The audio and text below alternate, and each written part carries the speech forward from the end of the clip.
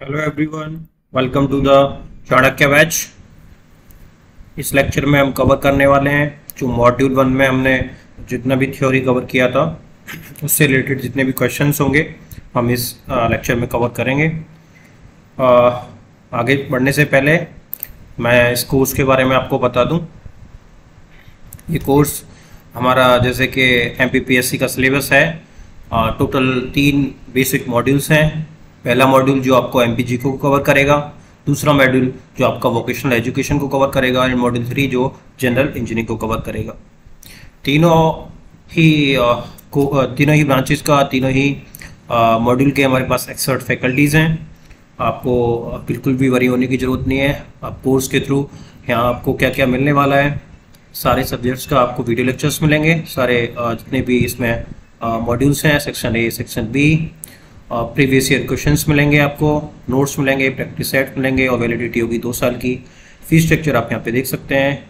आपके पास ये ऑप्शन है कि आप चाहें तो पूरा कोर्स परचेज कर सकते हैं, कंप्लीट कोर्स, और चाहें तो ओनली सेक्शन बी भी परचेज कर सकते हैं। मैं अपने बारे में बताऊं तो आपको बता चुका हूं। मैं करंटली अभी प्रिंसिपल हूं एक गवर्नमेंट ITI में, और सब कुछ आपको मैंने पहले बताया हुआ। कोर्स कंटेंट, ये मैं इस पूरे कोर्स में आपको क्या बताने वाला हूँ। हम लेक्चर 1 में ऑलरेडी हम ये देख चुके हैं कि हमारे जो टोटल 4 मॉड्यूल आपको दिए हुए हैं MPPSC की तरफ से, ऐसे हमने उसको 8 मॉड्यूल्स में रीअरेंज किया है। मॉड्यूल 1 में अगर हम देखें तो हम ऑलरेडी मॉड्यूल 1 कवर कर चुके हैं। मॉड्यूल 1 हमने ज़्यादा कुछ डिटेल में नहीं गए, हमने हर टॉपिक को इंट्रोडक्शन और बहुत टच किया है, बस बेसिक कवर किया है। और अब जब तक आप मॉड्यूल 1 कवर नहीं कर लेते, आपको मॉड्यूल 2, मॉड्यूल 3 या कोई भी अदर मॉड्यूल आप समझ नहीं पाएंगे, क्योंकि वो लिंकिंग है। मॉड्यूल 1 हर इस पूरे कोर्स का एक बेस है। तो मॉड्यूल 1 का लेक्चर आप ज़रूर देखें। और मॉड्यूल 1 का जो लेक्चर है हम उसकी लिंक डिस्क्रिप्शन में आप नीचे स्क्रॉल करके जा सकते हैं, गो थ्रू हो सकते हैं। और लेक्चर थोड़ा बड़ा है, बड़ा इसलिए हो गया है क्योंकि वो मैंने चाहा है कि फ्लो ना टूटे। वो जो स्टार्टिंग से जो नींव रखी गई है सब्जेक्ट की, या जो बेस बनाने की बात हुई है, वो उस तक आप पहुंच पाएँ क्योंकि मैं सिस्टम का पार्ट हूँ। मैं नर्व्स को समझता हूँ कि बच्चे कहाँ पे बोर होंगे, कहाँ पे आपको ये चीज़ इंटरेस्टिंग नहीं लगेगी। तो इंटरेस्टिंग बनाने के लिए मैंने थोड़ा प्रयत्न किया है। आप भी थोड़ा उसको पेशेंसली पूरा लेक्चर देखिएगा। जब आप वो 2 से 2 घंटे के आसपास का जो लेक्चर है, जब उसे कवर कर लेंगे तो आपके अंदर वो क्लियरिटी आ जाएगी, ये लेक्चर कैसे चलने वाले हैं, आगे आगे कोर्स कैसे आपके लिए बेनिफिशियल होने वाला है और आपका सिलेक्शन कैसे होगा। मॉड्यूल 1 में हमने सबका इंट्रोडक्शन देखा है। मॉड्यूल 2 में vocational education skill development in India. Similarly module 3, module 4, module 3 में हम MSD जो ministry of skill development and entrepreneurship का ब्रीफ डिटेल में जाएंगे कि ये कब, कैसे, इससे related background, role, structure, schemes, policy and many mores. Similarly जो हमारा स्ट्रक्चर जो स्टेट में चलता है, और department of technical education skill development and employment, ये वाला डिपार्टमेंट, इसके क्या क्या कंपोनेंट्स हैं, कैसे कैसे काम करता है, क्या इसकी ऑर्गेनाइजेशन स्ट्रक्चर है, वो सारी चीज़ हम यहाँ पे ब्रीफ में एकदम डिटेल में जाएंगे। मिनिस्ट्री ऑफ एजुकेशन की भी बात करेंगे क्योंकि टेक्निकल एजुकेशन इसका ही पार्ट है। नेशनल एजुकेशन पॉलिसी, ये प्रीवियस नेशनल एजुकेशन पॉलिसी कब आई थी, उसमें और इसमें क्या डिफरेंस है, ये क्या ऐसा कुछ करने वाले हैं वोकेशनल एजुकेशन के लिए जो आपके लिए हेल्पफुल हो सकता है। आपके इंटरव्यू में क्वेश्चन पूछा जा सकता है, इवन आपके रिटन में भी क्वेश्चन फ्रेम किया जा सकता है। एम्प्लॉयबिलिटी एंड एंटरप्रेन्योरशिप स्किल्स की हम बात करेंगे तो एम्प्लॉयबिलिटी कैसे बढ़ाई जाए, कैसे जो गैप है एक इंडस्ट्री और इंस्टीट्यूट के बीच में, उसको कैसे कम किया जाए। सिमिलरली सिर्फ जॉब सीकर ना हो, जॉब गिवर हो, जॉब देने वाले हों, तो ये जॉब जनरेटर कैसे बना जाए, जो जॉब के लिए हमारा अनएम्प्लॉयमेंट कैसे कम होगा। तो जब तक आप लीडरशिप क्वालिटी या फिर एंटरप्रेन्योरशिप क्वालिटी नहीं लेके आएंगे अपने अंदर, जॉब्स क्रिएशन की बात नहीं करेंगे, तब तक वो चीज़ पॉसिबल नहीं है। तो वो कैसे आपका एटीट्यूड डेवलप हो और क्या क्या गवर्नमेंट इस फील्ड में कर रही है, वो सारा कुछ यहाँ पे देखेंगे। एकेडमिक एंड एडमिनिस्ट्रेटिव मैनेजमेंट, हम ऑलरेडी ये बता चुके हैं कि ये पोस्ट ना प्योरली एकेडमिक है, ना ही प्योरली एडमिनिस्ट्रेटिव। ये आपकी इन दोनों ही फीस दोनों ही मॉड्यूल्स में घूमती रहेगी। जब मैं एकेडमिक की बात करूंगा, एडमिनिस्ट्रेटिव की बात करूंगा, तो इसको कैसे हैंडल करना है, आप क्या क्या आपका डेली रूटीन होगा, किस तरह की आपको चैलेंजेस आएंगे, वो सारी चीज़ें मैं ग्राउंड रियलिटी आपको बताऊंगा। आगे मॉड्यूल 8 की जब हम बात करेंगे तो चैलेंजेस क्या है इस आईटीआई को सिस्टम में, गवर्नमेंट ने क्या क्या इनिशिएटिव्स लिए हैं उनको अपग्रेड करने के लिए, कुछ अच्छी आईटीआईज का किस स्टडीज़ भी करेंगे, और फिर आगे सजेशंस, वे फॉरवर्ड, रिकमेंडेशंस, ये सारी चीज़ें। तो ये सब हम देख चुके हैं कोर्स कंटेंट में, और आगे हम अब स्टार्ट करते हैं जो एक्सपेक्टेड क्वेश्चंस ऑफ मॉड्यूल 1। जो हमने, जिन लोगों ने ये मॉड्यूल का थ्योरी नहीं किया है, पहले उस थ्योरी को देखें, तभी आप ये समझ पाएंगे कि हम ये कौन से क्वेश्चंस कर रहे हैं। तो जैसे पहला क्वेश्चन स्टार्ट करते हैं, which of the following pairs is are matched. तो थोड़ा लेवल हमने सही रखने की कोशिश की है, क्वेश्चन कैसे भी आ सकते हैं। देखिए हमें मैचिंग करनी है, फॉर्मल एजुकेशन, उसके आगे लिखा हुआ है society and family, informal education, आगे लिखा हुआ है स्कूल्स एंड कॉलेजेस। तो जैसे हमने लेक्चर 1 में बताया कि फॉर्मल एजुकेशन वो एजुकेशन है जो हमें एक फॉर्मल इंस्टीट्यूट से मिलती है। फॉर्मल इंस्टीट्यूट कौन कौन से होते हैं, जैसे स्कूल्स, कॉलेजेस, ऐसे ही society and family informal institutes में आते हैं। तो ये हमारा इनफॉर्मल मीन्स हमारा ये दोनों ही पेयर मैच नहीं कर रहे हैं। अगर हम मैच की बात करें तो ये इसके लिए करेक्ट है, और ये ऊपर वाला नीचे वाले के लिए करेक्ट है। तो अगर पहले क्वेश्चन की बात करें, इसमें कौन सा पेयर मैच कर रहा है, कोई भी पेयर नहीं कर रहा, तो ऑप्शन करेक्ट ऑप्शन हो जाएगा ऑप्शन डी। ऐसे ही अगले क्वेश्चन की तरफ बढ़ते हैं, which of the following pair is a matched. ये भी पेयरिंग मैचिंग का है। आगे हमने देखा है कि हमने जैसे, अगर लेक्चर 1 में जिन लोगों ने थोड़ा नहीं देखा है तो मैं आपको बता दूं कि उसमें हमने एजुकेशन को 2 पार्ट में ब्रेक किया था। एक को बोला था फॉर्मल एजुकेशन और एक को बोला था इनफॉर्मल एजुकेशन। तो जब फॉर्मल एजुकेशन की बात कर रहे थे तो हमने बताया कि वो अगर कोई बच्चा जो स्कूल्स, कॉलेजेस, यूनिवर्सिटीज़, इन सब से एजुकेशन लेता है तो वो फॉर्मल एजुकेशन में आता है। और कोई बच्चा अगर वो सोसाइटी की नॉलेज के ऊपर, या फैमिली की नॉलेज के ऊपर, फ्रेंड्स की नॉलेज के ऊपर, या फिर पर्सनल एक्सपीरियंस से जो नॉलेज गेन करता है, वो जो नॉलेज गेन हुई है, जो एजुकेशन सिस्टम है, उसको हम इनफॉर्मल एजुकेशन सिस्टम बोलते हैं। सिमिलरली फॉर्मल एजुकेशन सिस्टम को हमने 2 पार्ट में ब्रेक किया था। एक एकेडमिक एजुकेशन की बात की थी, एक वोकेशनल एजुकेशन की बात की थी। यही हमारा एरिया ऑफ इंटरेस्ट है, इसी में हमें जाना है, वोकेशनल एजुकेशन। तो एकेडमिक में हम जब बात कर रहे थे तो ये किस लिए था, इसका क्या था, तो इस क्वेश्चन से हम क्लियर होगा। एकेडमिक एजुकेशन के आगे हमने लिखा है होलिस्टिक डेवलपमेंट और for higher education. Similarly vocational education के आगे मैच करने के लिए लिखा है लाइवलीहुड। तो यही एक डिफरेंस था। जो एकेडमिक एजुकेशन है हमारी, ये होलिस्टिक डेवलपमेंट की बात करती है, और अगर कोई फर्दर हायर स्टडीज़ में जाना चाहता है तो उसमें हेल्प करती है। बट वोकेशनल एजुकेशन का जो रोल है वो डिफरेंट है, ये हमारा लाइवलीहुड जनरेट करने की बात करती है। आपको इतनी स्किल हो जाए डेवलप कि आप आपकी रोजी रोटी चला सकें। तो इसीलिए ये वोकेशनल एजुकेशन हमारे जैसे देश में, जहाँ पे अनएम्प्लॉयमेंट और पॉवर्टी, ये 2 मित्र एक साथ बड़े अच्छे तरह काम कर रहे हैं देश में, तो इसको हमें दोनों ही चीज़ों को अगर दूर करना है तो ये वाला जो डिपार्टमेंट है, जो वोकेशनल एजुकेशन या फिर जो स्किल डेवलपमेंट की जो बात होती है, ये बहुत हेल्पफुल है हमारे देश के लिए। तभी ये जो हमारी गवर्नमेंट है इस पर बहुत ज़्यादा ध्यान दे रही है। पिछले 6-7 सालों से इसमें बहुत काम हुआ है। अगले क्वेश्चन की तरफ अगर चलें तो पहले ये क्वेश्चन का आंसर देख लें। एकेडमिक एजुकेशन, ये दोनों प्रॉपरली मैच्ड हैं वोकेशनल एजुकेशन लाइवलीहुड के लिए। तो इसका अगर मैं मैचिंग की बात करूं तो दोनों ही correct, option C is the right answer. Next question की तरफ बढ़ते हैं, which of the following is not the element of vocational education training. तो वोकेशनल एजुकेशन ट्रेनिंग का कौन में से एलिमेंट नहीं है। तो वोकेशनल एजुकेशन को हमने थोड़ा डिटेल में देखा था। वोकेशनल एजुकेशन क्या चीज़ है हमने देखा था, उसके 3 एलिमेंट हैं, एक नॉलेज, एक स्किल और एक attitude. Knowledge, what we know, कुछ जैसे कुछ भी चीज़ें हैं, कोई किसी को बता रहा है तो उसने क्या सीखा उससे, और उसके अंदर सीखने के बाद उसने क्या किया, ये तो knowing and what doing is the skill. And attitude की हम बात करें कि उसके बिहेवियर चेंज हुआ कि नहीं हुआ। देखिए सीखा तभी जाएगा जब आपका एटीट्यूड चेंज हो जाए, बिहेवियर चेंज हो जाए, तो ये सीखने की आदत डालनी। तो 3 कंपोनेंट की बात करती है vocational education, knowledge, skill and attitude. तो यहाँ पे अगर ऑप्शन देखेंगे A B C D, आपके पास नॉलेज, स्किल एंड एटीट्यूड ये है, तो ऑप्शन हमारा ये option B is not the element of vocational education. Which of the following is not the element of skill, skill का कौन सा इसमें से एलिमेंट नहीं है। तो स्किल को अगर हम देखेंगे, थोड़ा ब्रीफ में जाएंगे, डिटेल तो ज़्यादा मैं डिस्क्राइब पहले कर चुका हूँ। स्किल का सबसे पहले हम बात करते हैं एक्यूरेसी की, दूसरा हम बात करते हैं स्पीड की, और तीसरा हम बात करते हैं वर्कमैनशिप।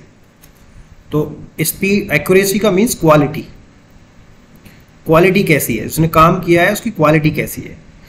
और स्पीड का मतलब कितने टाइम में किया। अगर कोई काम है और उसको करने में बहुत ज़्यादा टाइम लग रहा है तो वो स्किल्ड काम नहीं कहा जाएगा, उसका एक बैलेंस टाइम होना चाहिए। किसी काम को करने में कितना कम टाइम में उसने वो अच्छी क्वालिटी दी है, ये स्किल के अंडर में आता है। साथ में वर्कमैनशिप, वर्कमैनशिप भी बहुत ज़्यादा इंपॉर्टेंट एलिमेंट है। वर्कमैनशिप का हो गया कि जो उसने क्वालिटी अटेन की है उस पूरे प्रोसेस में, उसने टूल्स को किस तरीके से यूज़ किया है, मतलब पूरे सिस्टम को इकोनॉमिकली यूज़ किया है कि नहीं किया है।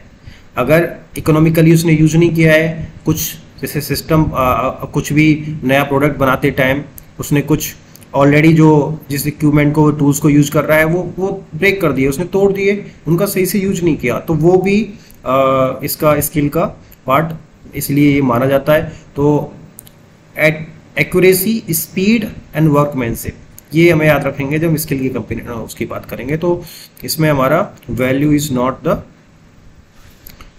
Element of skill. Next question की तरफ चलते हैं।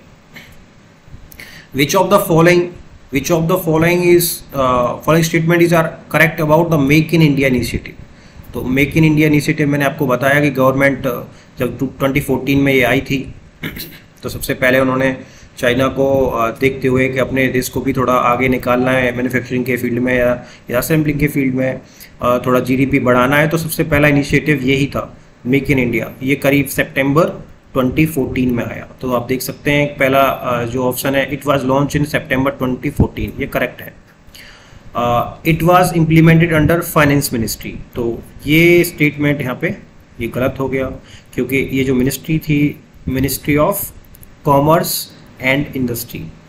तो क्वेश्चंस इसी तरीके से फ्रेम होंगे, कभी आपको ये ईयर चेंज करेगा, कभी मिनिस्ट्री, और क्या पर्पज है इसका। अगर तीसरा और स्टेटमेंट इसमें ऐड करना हो तो इसका मेक इन इंडिया का इनिशिएटिव का पर्पज क्या था। तो ये यहाँ पे पर्पज था कि जो अपने यहाँ ज़्यादा से ज़्यादा मैन्युफैक्चरिंग यूनिट काम करें, असेंबलिंग का काम हो, जिससे देश की जीडीपी बढ़े, और उसके लिए डिफरेंट जो आपकी एफडीआई आए, कंट्रीज़ का जो इन्वेस्टमेंट है वो बढ़े, वो कैसे पॉसिबल है, उनको इंसेंटिव्स दिए जाएं, उनके लिए प्रॉपर एक ईज ऑफ डूइंग बिजनेस का प्लेटफॉर्म बनाया जाए, प्रॉपर लॉजिस्टिक्स की व्यवस्था हो, सप्लाई चेन सब कुछ इजीली अवेलेबल करने के लिए पूरा इंफ्रास्ट्रक्चर डेवलपमेंट हो, तो उस सब के लिए मेक इन इंडिया आया था। तो अगर मैं इसमें बात करूं तो कौन सा सही हो जाता है, only statement 1 is correct, statement 2 is wrong. तो कौन सा सही होगा, only 1, that is option A is correct. Which of the following statements is are correct about skill India initiative.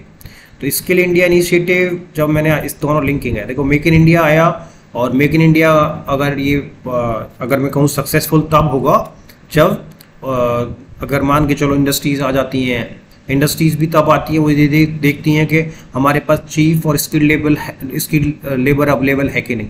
तो स्किल्ड लेबर की जब बात करोगे तो कंपनीज का जो इंटरेस्ट होता है, जो एफडीआई आता है, ये उसके रिक्वायरमेंट में फोरमोस्ट इम्पोर्टेंट चीज़ है कि जहाँ भी इंडस्ट्री सेटअप हो रही है, जहाँ भी एफडीआई आ रहा है, वहाँ पे प्रॉपरली आपको स्किल्ड लेबर अवेलेबल है कि नहीं। तो ये इनिशिएटिव आ गया, स्किल्ड लेबर इतना ज़्यादा नहीं थी, तो अगला काम गवर्नमेंट ने किया कि स्किल इंडिया इनिशिएटिव, जिसके स्किल्ड जो वर्कफोर्स है उसको बढ़ाया जाए, कैसे भी करके स्किलिंग इकोसिस्टम बना जाए इंडिया में। तो जैसे कि ये यहाँ पे ये गलत हो गया है, क्योंकि ये करीब 2015 में आया। तो अगर मैं इसके स्टेटमेंट की बात करूँ, क्योंकि 2014 में तो सितंबर 2014 में मेक इन इंडिया आया है, और करीब जुलाई 2015 में स्किल इंडिया इनिशिएटिव। तो ये यहाँ पे गलत हो गया, 2015 में आया ये। It was implemented under MSDE, ministry of skill development and entrepreneurship. ये 2014 में तो ये आई नहीं थी, 2015 में ही इसका ओरिजिन हुआ है। इससे पहले सारा स्किलिंग का काम ministry of labour and employment देखती थी। तो MSDE, तो हमने ये चीज़ देख ली। स्किल इंडिया क्या पर्पज क्या था कि स्किल इकोसिस्टम जनरेट करना, ज़्यादा से ज़्यादा हमारा जो यूथ, इतना ज़्यादा यूथ है हमारे देश में, जो अगर हम एवरेज एज की बात करते हैं तो 26 ईयर्स के आसपास एज एवरेज एज निकल के आती है। तो इस यूथ या डेमोग्राफिक डिविडेंड का सही से इस्तेमाल हो जाए, सही यूज़ हो जाए, उसके लिए मैं स्किल इंडिया इनिशिएटिव आया। ये 2015 में आया जुलाई में, और MSDE के अंडर में आया। तो पहला ऑप्शन गलत हो जाएगा, दूसरा सही। तो अगर मैं इसमें कहूँ तो कौन सा सही हो गया? Statement 2 is correct, means option B is correct. आगे चलते हैं अगले क्वेश्चन की तरफ। Which of the following statement is are correct about constitutional status of vocational education in India? Very very important questions, ये जरूर पूछने जाने वाला क्वेश्चन है। कॉन्स्टिट्यूशनल स्टेटस, देखिए हमारे देश का कॉन्स्टिट्यूशन है, उसमें आपने देखा होगा, अगर हमारे अपने स्टेटस की बात करें कॉन्स्टिट्यूशन कैसा है हमारा, तो हम क्वासी फेडरल बोलते हैं, बट अगर इतना डिटेल में ना जाएं तो हम अपने कॉन्स्टिट्यूशन को फेडरल बोलते हैं। फेडरल सिस्टम हम फॉलो करते हैं। तो फेडरल सिस्टम में क्या है कि इसमें 2 यूनिट होती हैं, एक सेंटर और एक स्टेट, दोनों कोऑपरेटिव तरीके से काम करते हैं। अब एग्जाम्पल के तौर पे जैसा US में है, इस तरह का करीब करीब हम फॉलो करते हैं, कनाडा में है। और जब दूसरा सिस्टम इसी के जैसा एक और इससे अपोजिट वाला सिस्टम अगर हम बात करें तो यूनिटरी सिस्टम बोलते हैं उसे, जिसमें सेंटर ही पावरफुल होता है, स्टेट्स का इतना कोई रोल नहीं होता। बट हमारे यहाँ सेंटर स्टेट कोऑपरेटिव तरीके से काम करते हैं, सेंटर भी पावरफुल है, स्टेट भी पावरफुल है, सबके डोमेन और फील्ड डिफाइन है। सेंटर को कुछ सब्जेक्ट्स दिए हुए हैं, एक लिस्ट सब्जेक्ट की एक लिस्ट दी हुई है जिन पे अपने सेंटर काम कर सकता है। ऐसे ही स्टेट को कुछ एक लिस्ट दी हुई है कि इन लिस्ट पे, इन सब्जेक्ट्स पे स्टेट काम कर सकता है। और कुछ ऐसे कॉमन है, कॉमन लिस्ट जिसे कंकरेंट लिस्ट बोलते हैं, उस पे सेंटर स्टेट दोनों ही काम कर सकते हैं। बट अगर कहीं कन्फ्लिक्ट आता है सेंटर और स्टेट में किसी सब्जेक्ट के ऊपर, तो सेंटर प्रिवेल करता है, सेंटर की जो अथॉरिटी है हाई दी हुई है। तो उसी चीज़ को हम बात कर रहे हैं, कैसे सब्जेक्ट से एजुकेशन कौन से सब्जेक्ट में है, डिफेंस, कम्युनिकेशन, ये सारी चीज़ें पॉलिटी का पार्ट है। बट जब आप पॉलिटी बिना पढ़े, आप MPGK भी नहीं पढ़ पाएंगे, तो आपको पहले पॉलिटी का बेसिक्स भी थोड़ा थोड़ा आना चाहिए।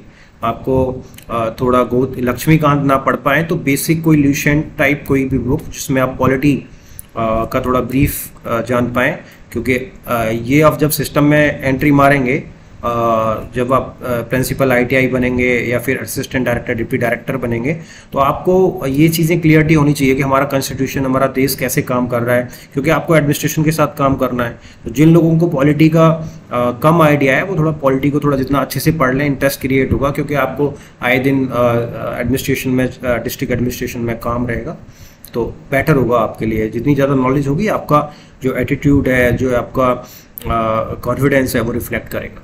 तो इस क्वेश्चन की बात करते हैं। It comes under the concurrent subject. तो कॉन्करेंट सब्जेक्ट या कॉन्करेंट लिस्ट की जब हम बात कर रहे हैं, तो ये हम ऑलरेडी डिस्कस कर चुके हैं कि ये वाला जो वोकेशनल एजुकेशन है हमारा कॉन्करेंट सब्जेक्ट है। तो कॉन्करेंट सब्जेक्ट है, तो इस पे सेंटर भी अपना कोई लॉ बना सकता है, स्टेट भी अपना कोई लॉ बना सकता है। तो दोनों लोगों में कन्फ्लिक्ट ना हो, तो ये चीज़ें पहले से ही डिसाइड कर दिया है किसको क्या क्या दिया जाए। तो अब देखते हैं दूसरा स्टेटमेंट क्या कह रहा है। Day to day administration and the admission process is under central government. तो सेंट्रल गवर्नमेंट को डे टू डे एडमिनिस्ट्रेशन और एडमिशन, ये कह रहा है स्टेटमेंट 2। स्टेटमेंट 3 क्या कह रहा है? पॉलिसी फॉर्मुलेशन, स्टैंडर्ड्स का सेट करना, एग्जामिनेशंस एंड सर्टिफिकेशंस, ये स्टेट गवर्नमेंट के अंडर में आता है। देखिए यही चीज़ें गलत हो गई हैं। अगर मैं बात करूं, ये दोनों हमने एक्सचेंज कर दिया। सेंट्रल गवर्नमेंट का रेस्पॉन्सिबिलिटी ये वाली है और स्टेट गवर्नमेंट की ये वाली, मीन्स एक्सचेंज कर दिए हैं। क्वेश्चन ऐसे ही फ्रेम किए जाते हैं। आपको जब जल्दी में आपको जब आप पेपर देंगे तो एक दूसरे को एक्सचेंज कर सकता है, छोटी सी चीज़ जो कंफ्यूज करेगा, और जल्दी से आप स्टिक करते हुए ऑल ऑफ दी अबव करते हुए निकल जाएंगे। बस इसमें थोड़ा सा है कि day to day administration and admission, ये स्टेट गवर्नमेंट की बातें हो रही हैं, और जब policy formulation, standards, examination, certification, ये सारा जो काम है ये सेंट्रल गवर्नमेंट डीजीटी करती है। तो ये दोनों ही स्टेटमेंट आपके, स्टेटमेंट 2 भी रॉन्ग है और स्टेटमेंट 3 भी रॉन्ग है। राइट स्टेटमेंट ओनली 1 है। तो ऑप्शन में अगर जाएंगे आप तो 1। तो आराम से इससे क्या समझ में आएगा कि इन क्वेश्चंस को करने से आपको ये कि इस तरह के क्वेश्चंस पहले आप जो भी क्वेश्चन देखिए उसमें पॉज करके उसको आपने आप खुद सॉल्व करने की कोशिश करिएगा, बाद में मेरी एक्सप्लेनेशन देखिएगा कि आपका जो ब्रेन उस तरह से काम कर रहा है कि जो कमी, जो भी एक कहते हैं कि लूप होल छोड़ देता है क्वेश्चन में, जब वो एग्जामिनर क्वेश्चन डिसाइड करता है थोड़ा सा एक ट्रिक छोड़ता है, वो ट्रिक आपको पकड़ पा रहे हैं या नहीं पकड़ पा रहे हैं। तो ये इन क्वेश्चंस का करने का यही है कि इसमें आने का मतलब यही है कि आप प्रॉपर तरीके से चीज़ों को उस तरीके से सोच पा रहे हैं, नहीं सोच पा रहे हैं। ज़्यादा थोड़ा पेशेंस रखिए, क्वेश्चंस को बहुत आसानी, बड़े तसल्ली में पेशेंस के साथ सुन रहे हैं जी, ही होती चीज़ें। जब आप थ्योरी कवर कर लेंगे तो क्वेश्चंस कोई ज़्यादा बड़ी बात नहीं है, बट कई बारी थ्योरी करने के बाद भी आप क्वेश्चन गलत करके आते हैं, वो थोड़ा आपका केयरलेसनेस होती है, आपकी जल्दबाजी होती है, उस चीज़ से बचें। आपका 150 क्वेश्चंस होंगे तो देखिए 150 क्वेश्चंस में से जो लोग, मुझे लगता है 75, 80 क्वेश्चंस अगर बिल्कुल नेट में सही कर गया, नेट में सही करने का मतलब नेगेटिव मार्किंग हटा के 80 से अबव कर गया, उसका सिलेक्शन यहाँ पे पक्का है। क्योंकि यहाँ पे ये डोमेन, अगर वोकेशनल एजुकेशन की बात कर लूँ, ये एकदम नया है, इसमें क्वेश्चंस आपको थोड़े से घुमाएंगे, है ना। और जो इस तरह से पढ़ेंगे, कितना भी आप बहुत ज़्यादा डिटेल में जब जाओगे आप, तो तभी जाके इन चीज़ों को सॉल्व कर पाओगे। अगर कई लोगों का इंटरेस्ट ही क्रिएट नहीं हो रहा होगा, तो इंटरेस्ट क्रिएट कराने के लिए हम हैं। आप थोड़ा सिस्टम में इस कोर्स को समझने की कोशिश करिए कि किस तरीके से चलेगा। इंटरेस्ट क्रिएट होगा, इंटरेस्ट क्रिएट नहीं होगा तो कोई मतलब नहीं, हमारा काम ही इंटरेस्ट क्रिएट करना है। तो नेक्स्ट क्वेश्चन की तरफ चलते हैं। Which of the following pairs is are matched. देखिए, जो ये पूरा मॉड्यूल 1 करके आया होगा उसके लिए इस क्वेश्चंस में करने में इंटरेस्ट भी क्रिएट हो रहा होगा, क्योंकि वहीं से फ्रेम किए गए हैं क्वेश्चंस। कुछ ऐसे कोई तूफानी नहीं आने वाले हैं, ऐसे ही क्वेश्चन आएंगे। CTS, CITS एंड ATS, ये 3 स्कीम दे रखी हैं और इनके आगे उनके डिस्क्रिप्शन हैं। अब ये बताना है कि कौन सा मैच कर रहा है, कौन सा नहीं कर रहा है। देखिए, पहला CTS का, scheme to train instructors by NSTIs and ITOTs। तो मैंने पहले बताया है कि स्कीम क्या है। ये है craftsman training scheme, craftsman training scheme. तो क्राफ्ट्समैन कौन होते हैं? क्राफ्ट्समैन का मतलब जो स्किल्ड बनाने जा रहे हैं हम, ऐसे मैन जिनको हम स्किल्ड मैन बोलेंगे, उनके लिए ट्रेनिंग करी जा रही है। तो क्राफ्ट्समैन ट्रेनिंग स्कीम का मतलब हो गया जिनको हम स्किल्ड बनाने जा रहे हैं। अब देखिए, ये इंस्ट्रक्टर्स हैं तो ये तो ऑलरेडी स्किल्ड होंगे, कुछ करके आए होंगे ITI वगैरह, तो ये इनके लिए ये नहीं है। ये मैंने यहाँ पे थोड़ा चेंज कर दिया। जैसे CITS का हम बात करेंगे तो ये क्राफ्टमैन इंस्ट्रक्टर्स ट्रेनिंग स्कीम। सो ये I, इसको पहचानना, ये I इस इंस्ट्रक्टर के लिए है। तो स्कीम अब इन दोनों को एक्सचेंज कर दिया है। जब CITS की बात करेंगे तो scheme to train instructors by NSTIs and ITOTs। ये क्या है? ये ऐसे इंस्टीट्यूट हैं, ये सेंट्रली फंडेड इंस्टीट्यूट्स हैं, गवर्नमेंट, सेंट्रल गवर्नमेंट फंड करती है। ये स्टेट फंडेड इंस्टीट्यूट्स हैं और कुछ प्राइवेटली फंडेड इंस्टीट्यूट्स भी हैं इनमें, ठीक है। NSTIs एंड ITOTs का मतलब क्या है? या अगर फुल फॉर्म की बात करें, national skilling training institutes. ITOT की बात करें तो institute for training of trainers. तो ये ITOTs हैं, ये स्टेट्स में मिले। NSTIs ये सेंट्रली फंडेड इंस्टीट्यूट्स हैं, सेंट्रल गवर्नमेंट से इनके लिए फंडिंग होती है। और ITOTs के लिए या तो स्टेट फंडिंग है या फिर वो प्राइवेट से है। तो ये किसके लिए क्या करते हैं NSTI ITOTs? ये एक स्कीम चलाते हैं CITS। CITS क्या है? Craftsman instructor training scheme. किसके लिए? इंस्ट्रक्टर बनाने के लिए, क्योंकि वो ITIs को चलाने के लिए इंस्ट्रक्टर्स चाहिए ना। तो वो इंस्ट्रक्टर्स कहाँ से आते हैं? इनमें पढ़ने के बाद, आप ITI करने के बाद आपको एक एग्ज़ाम देना होता है। उस एग्ज़ाम के थ्रू आप सेलेक्ट होते हैं। इनमें आपका 2 साल का कोर्स चलता है CITS के थ्रू। जब वो कोर्स कंप्लीट कर लेते हैं आप, उसके बाद इंडस्ट्री में 1-2 साल जाने के बाद आप अप्लाई कर सकते हैं to be an instructor in ITI। अब CTS की हम बात करते हैं तो CTS the craftsman training scheme, the scheme to train fresh trainees by ITI। तो ये फ्रेश ट्रेनीज का मीन्स जस्ट स्कूल लीवर की बात कर रहे हैं, स्कूल लेबर, स्कूल से जस्ट पास आए, 10th 12th 8th जैसा भी जो जिस स्टेट के लिए क्वालिफिकेशन है उसके अकॉर्डिंग ये आए होंगे। तो फ्रेश ट्रेनीज का मतलब ये हो गया कि, और ये कौन कराता है ये वाली स्कीम को इम्प्लीमेंट? ITIs कराते हैं। तो ITIs में जो बच्चे आते हैं, स्कूल लीवर आते हैं और जो स्किल्ड होके जाते हैं, उनको आगे बढ़ते हैं। थर्ड स्टेटमेंट की बात करते हैं, ATS। तो ATS फुल फॉर्म है apprentice training scheme. Apprentice training scheme का ये scheme to train fresh trainees और ITI ग्रेजुएट्स बाय इंडस्ट्रीज।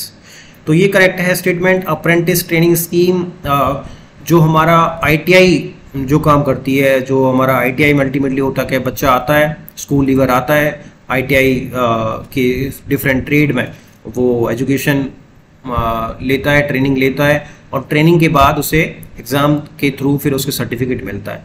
जब सर्टिफिकेट उसको मिल गया तो वो एक ITI ग्रेजुएट हो गया। तो ITI ग्रेजुएट अगर मार्केट में जाता है, इंडस्ट्री में जाता है, फिर भी उसके पास वो वाली स्किल्स नहीं होती कि जो एक्चुअली इंडस्ट्री को रिक्वायर्ड है। तो बाद में एक अप्रेंटिस ट्रेनिंग स्कीम चली, उसमें क्या करते हैं कि कुछ रेस्पॉन्सिबिलिटी इंडस्ट्रीज को ही डाल देते हैं कि देखिए आप ट्रेनिंग खुद करा लीजिए, आप उसका प्रॉपर ट्रेनिंग कराइए, और फिर उसका कुछ उसमें इवन बाद में सेंट्रल गवर्नमेंट, स्टेट गवर्नमेंट में उसको प्रमोशन के लिए कुछ डायरेक्ट बेनिफिट ट्रांसफ़र DBT, जो कुछ प्रोत्साहन राशि, प्रमोशनल राशि दी जाती है, ये अभी अभी स्टार्ट हुई है।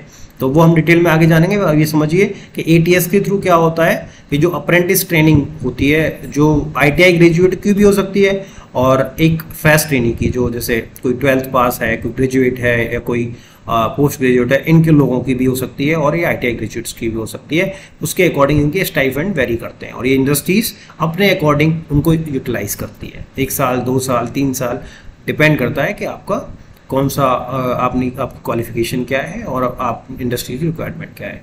आपको स्टाइपेंड वगैरह मिलता है, और आपको वर्कर की तरह ट्रीट नहीं किया जाता। वर्कर और अप्रेंटिस दोनों में डिफरेंस होता है, वो डिफरेंस भी आगे समझेंगे। उनको मॉनिटरिंग कौन करता है? जब मॉनिटरिंग की हम बात करते हैं तो देखिए एक AAA एक पोस्ट होती है, अप्रेंटिस असिस्टेंट अप्रेंटिस एडवाइजर। ये कौन होते हैं? ये ITI प्रिंसिपल्स होते हैं। ITI प्रिंसिपल्स जो होते हैं उनका एक और ये पोस्ट भी होती है, इनका एक और रेस्पॉन्सिबिलिटी होती है AAA वाली। AAA का मतलब असिस्टेंट अप्रेंटिसशिप एडवाइजर। इसका मतलब ये इंडस्ट्रीज को मॉनिटर करते हैं। इंडस्ट्रीज बाउंड है अप्रेंटिस एक्ट 1961 के अंडर में अपने अंडर में अप्रेंटिस रखने के लिए। अगर वो नहीं रखते हैं तो ये उनका काम है, AAA का काम है, इन पे ये फाइन लगा सकते हैं, इन पे फाइन लगा देते हैं। कितना फाइन लगाते हैं, क्या क्या प्रोसीजर है, वो सारा हम डिटेल में आगे समझेंगे। मींस ये इंडस्ट्रीज को भी मॉनिटर करते हैं इंडस्ट्रीज। तो इसलिए ये पोस्ट सिर्फ आप एकेडमिक नहीं कह सकते, ये सब आपको equivalent to the other PCS post like enforcement, labour enforcement officer या डिस्ट्रिक्ट एम्प्लॉयमेंट ऑफिसर्स, ये इस तरह की जो पोस्ट हैं उनके इक्विवेलेंट है ये पोस्ट। और इवन आपको ज़्यादा एडवांटेजेस दिखेंगे जब आप ज्वाइन करेंगे। तो इस क्वेश्चन में अगर हम देखें तो हमने ये दोनों एक्सचेंज कर दिए थे। मीन्स स्टेटमेंट 1 भी रॉन्ग हो गया, 2 भी रॉन्ग हो गया, स्टेटमेंट 3 इज राइट। और अगर हम ऑप्शन में देखें तो कौन सा ठीक है? Only 3, option T is correct. आगे चलते हैं नेक्स्ट क्वेश्चन की तरफ। नेक्स्ट क्वेश्चन क्या कह रहा है हमारा? Which of the following statement is are correct about DDU GKY। तो हमने पहले भी ये क्वेश्चन रखा था जब हमने सैम्पल क्वेश्चंस की बात की थी लेक्चर 1 में, तो इसको और थोड़ा हमने डिटेल में जानने की कोशिश करेंगे। DDU GKY दीनदयाल उपाध्याय ग्रामीण कौशल्य योजना। तो कौशल्य मीन्स स्किल की ही बात हो रही है, ग्रामीण रूरल की बात हो रही है। तो कब लॉन्च हुई है?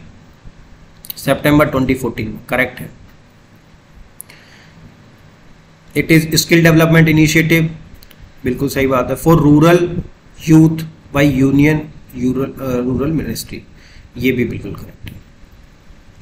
अब इसका पर्पज क्या है? नेक्स्ट स्टेटमेंट क्या कह रहा है? Purpose of this to transform rural poor youth, इसको फोकस कर रही है। Rural poor youth into economically independent. अब कैसे होगा वो, इसको ये स्किल प्रोवाइड कराएंगे। जब ये स्किल हो जाएगा किसी पर्टिकुलर फील्ड में जो इसका इंटरेस्टिंग वाला फील्ड, शॉर्ट टर्म कोर्सेज चलाते हैं बेसिकली। शॉर्ट टर्म कोर्सेज आपके 3 मंथ 6 मंथ कोर्सेज होंगे। उन कोर्सेज करने के बाद इनको जो इंडस्ट्री है एब्जॉर्ब कर ली, क्योंकि वो 3 मंथ 6 मंथ जो कोर्स है डिज़ाइन थ्रू इंडस्ट्रीज ओनली। उनको जैसी रिक्वायरमेंट है उसी के अकॉर्डिंग उन्होंने कोर्सेज को डिज़ाइन किया हुआ है, तो इंडस्ट्री उन्हें इजीली एब्जॉर्ब कर लेगी। अब फ्री कोर्स होंगे तो इकोनॉमिकली इंडिपेंडेंट हो जाएंगे अगर। और ये रूरल सेंटर्स हैं इनके सेंटर्स, इनको कहीं घर से दूर नहीं आना। जो इनके जो रूरल एरियाज़ हैं उनके आसपास ही ये सेंटर ओपन किए। तो इस तरह के काम, इस तरह की चीज़ें हुई और ये तीनों ही स्टेटमेंट राइट हैं। तीनों स्टेटमेंट राइट हमने ऑप्शन इस तरह का इसको लिख लीजिए 1 2 and 3, या फिर ऐसे लिख दीजिए all of the above, all of the above. Option D is correct. Next चलते हैं, which of the following statement is are correct about PMKVY। तो अगले स्टेज में ये DDU की GKVY और रूरल मिनिस्ट्री की थी। और रूरल मिनिस्ट्री जब तक, क्योंकि स्किल डेवलपमेंट मिनिस्ट्री नहीं बनी थी तो सारा कुछ इन्होंने खुद ही देख लिया। बट जब क्योंकि आगे स्किल डेवलपमेंट मिनिस्ट्री बनी 2014-15 के स्टार्टिंग में, तो अब फिर ज़्यादातर क्या मोस्टली काम स्किल डेवलपमेंट के इसी मिनिस्ट्री के अंडर में आ गए। तो PMKVY प्रधानमंत्री कौशल विकास योजना, कौशल विकास स्किल डेवलपमेंट। तो स्किल डेवलपमेंट में इसमें भी सेम वही चीज़ है कि 3 to 6 मंथ के शॉर्ट टर्म कोर्सेस PMKK प्रधानमंत्री कौशल केंद्र के थ्रू, और ये थर्ड पार्टी के थ्रू ये करवाते हैं। इनको NSDC रेगुलेट करती है। ये कैसे रेगुलेट करती है, different awarding bodies, certification bodies, और ये सारी बॉडीज़ कैसे कैसे काम करती हैं, रेगुलेशन कैसे होता है, वो सब हम डिटेल में जानेंगे मॉड्यूल 3 में। अभी सिर्फ इतना जानेंगे कि ये स्कीम है क्या, कब लॉन्च हुई है। लॉन्च इन 2015, ये करेक्ट है। It is a skill development initiative under ministry of skill development and entrepreneurship, बिल्कुल सही है।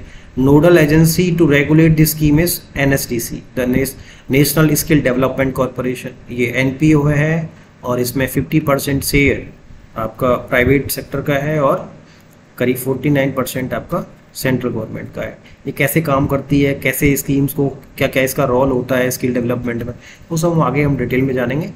फिलहाल हम ये देखते हैं कि PMKVY ये तीनों के तीनों स्टेटमेंट हमारे करेक्ट हैं। इसमें भी वही सेम सिचुएशन है, तो इसको हम ऐसे रखेंगे all of the above, all of the above. Option D is correct. Next question की तरफ चलते हैं। Eight which of the following location RDSDE is not located, अब ये RDSDE क्या है, जिन लोगों ने लेक्चर 1 देखा है वो समझ जान रहे होंगे। देखिए मैंने बताया कि MSDE ये मिनिस्ट्री है, इसके अंडर DGT काम करता है, जो एक सेक्रेटेरिएट होता है, डिफरेंट पॉलिसीज़ और फॉर्मुलेशन का इम्प्लीमेंट करता है। इसके ये आपको मिलेगा दिल्ली में ये ऑफिस। इसके नीचे आपको regional directorate of skill development and entrepreneurship, ये टोटल ऑल ओवर इंडिया में 6 है। तो वो लोकेशन आपको याद होनी चाहिए। एक आपका जैसे ऑप्शन से मैं आप देखूं, चेन्नई में है, यस, कानपुर में है, यस, दिल्ली में नहीं है, मुंबई में है, यस। तो 3 तो ये लोकेशन हो गई। 3 लोकेशन और, एक फरीदाबाद में है, एक हैदराबाद में है और एक कलकत्ता में है। ये 3 और ये 3 टोटल 6 हैं। इनमें आपका DGT की बात करो तो यहाँ पे डायरेक्टर जनरल बैठता है, यहाँ पे डिप्टी डायरेक्टर जनरल बैठते हैं। आगे बात करते हैं। Eight which of the following location of the Madhya Pradesh specific NSTI is located. अब मैंने बताया आपको NSTI एंड ITOT 2 तरह के इंस्टीट्यूट हैं, दोनों के दोनों इंस्ट्रक्टर्स की ट्रेनिंग कराने के लिए हैं।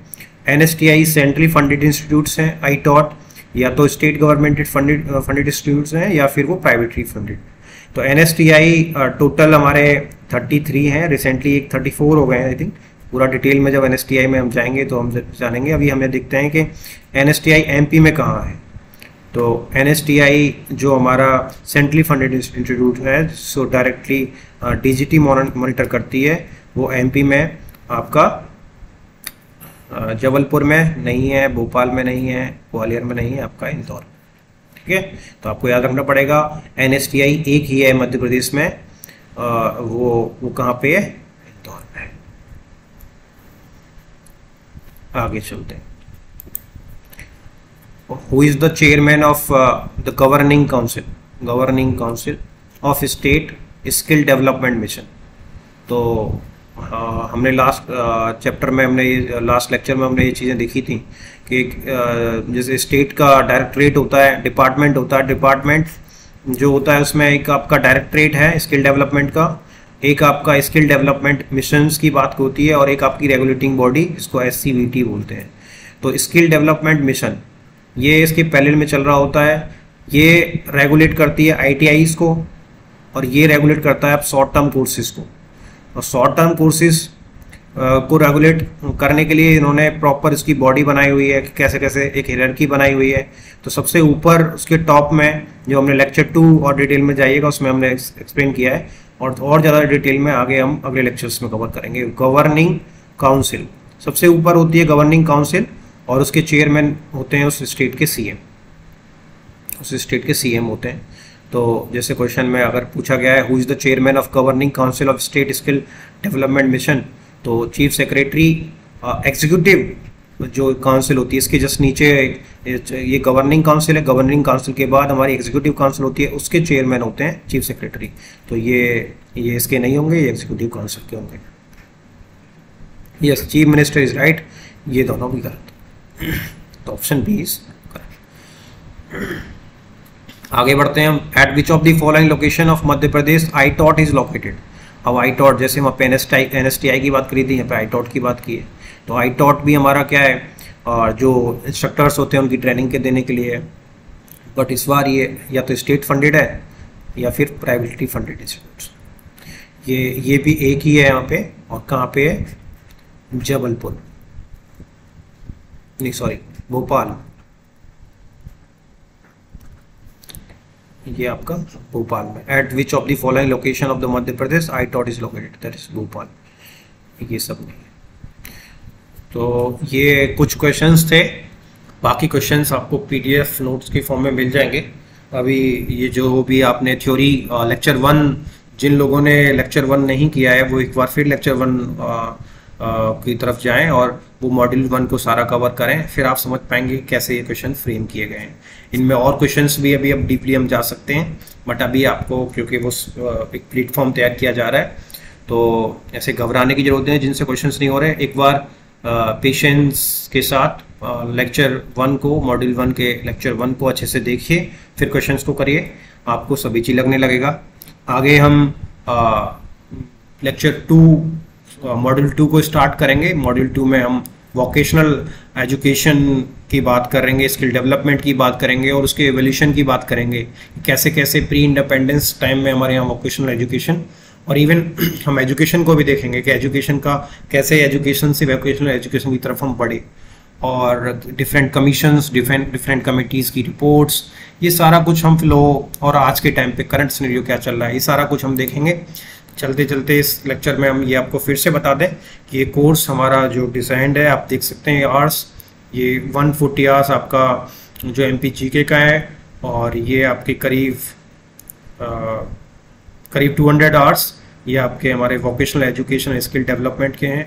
बचे हुए आवर्स हमारे जो हमारी कॉमन इंजीनियरिंग ब्रांचेस हैं उनके लिए हैं।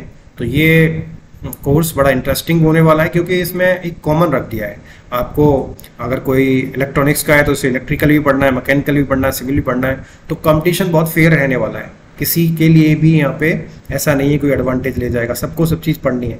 आपको एक ऑलराउंडर बनना है, क्योंकि प्रिंसिपल बनना है मीन्स ऑलराउंडर। आपको एकेडमिक भी स्ट्रॉन्ग चाहिए, आपको एडमिनिस्ट्रेशन क्वालिटी भी आनी चाहिए, आपको ऑलराउंडर बनाने के लिए ये कोर्स परफेक्ट है, आप इसको ज्वाइन करिए। और भी फीचर्स इसके में आपके दिए हुए हैं, हम ऑलरेडी कवर कर चुके हैं कि आपके दोनों सेक्शन का भी आप परचेज कर सकते हैं, एक सेक्शन का भी हम परचेज कर सकते हैं। आपके प्रीवियस सारा कुछ हम यहाँ पे नोट्स, प्रैक्टिस सेट्स, और ये 2 साल तक वैलिड होगा। सपोज आपका एग्ज़ाम जल्दी भी हो सकता है। देखिए सपोज आपका एग्ज़ाम हो गया अक्टूबर में, तो आपके पास ज़्यादा टाइम नहीं है। दिसंबर में होता है, तो जितना जल्दी सिलेबस कवर कर लेंगे और जितना इसका रिवीजन करेंगे, सेट्स क्वेश्चंस लगाएंगे, उतना ही आपके चांसेस सेलेक्ट होने के ज़्यादा है। क्योंकि आपको पता है इसमें आपका रिटिन बहुत ज़्यादा पार्ट प्ले करेगा आपके सिलेक्शन में, क्योंकि वो ज़्यादा है। सिर्फ इंटरव्यू में 50 मार्क्स का इंटरव्यू है, बट इंटरव्यू भी हल्के में ना लें, वो बात की बात है। पहले रिटिन है, तो रिटिन को हम पहले फोकस करेंगे, अच्छे से ज़्यादा मार्क्स लाने की कोशिश करेंगे। नेगेटिव मार्किंग है, तो इसलिए आप ये सोचें कि तुक्के मार के इस कोर्स को कर लेंगे कि कर लेंगे, वो सब पॉसिबल नहीं है। नेगेटिव मार्किंग है, तो आपको एक्टिव होना पड़ेगा, पढ़ना पड़ेगा। आई होप कि आप अच्छे से पढ़ेंगे, सेलेक्ट होंगे। इसी उसके साथ ये लेक्चर मैं ख़त्म करने जा रहा हूँ, और नेक्स्ट लेक्चर आपका जल्दी मिलेगा, जिसमें हम लेक्चर जो मॉड्यूल 2 स्टार्ट करेंगे। सो पेशेंस रखिए, धीरे धीरे लेक्चर आते रहेंगे। आप और जो चीज़ें हैं, जैसे कि आपकी टेक्निकल में अदर सब्जेक्ट्स हैं, उन पे ध्यान दीजिए। और आपके क्या नाम है, MP GK का ध्यान दीजिए, करंट अफेयर्स पढ़िए। ये इसकी रेस्पॉन्सिबिलिटी मेरी है। सारे जो मॉड्यूल्स हैं मैं आपको with in 1 to 2 month with in 2 month अच्छे से करा दूंगा विद क्वेश्चंस। तो डोंट वरी, पेशेंस रखिए और कोर्स ज्वाइन करिए। आशा करता हूँ कि आप ये कोर्स परचेज करके और अपना भविष्य उज्जवल करेंगे। Thank you very much.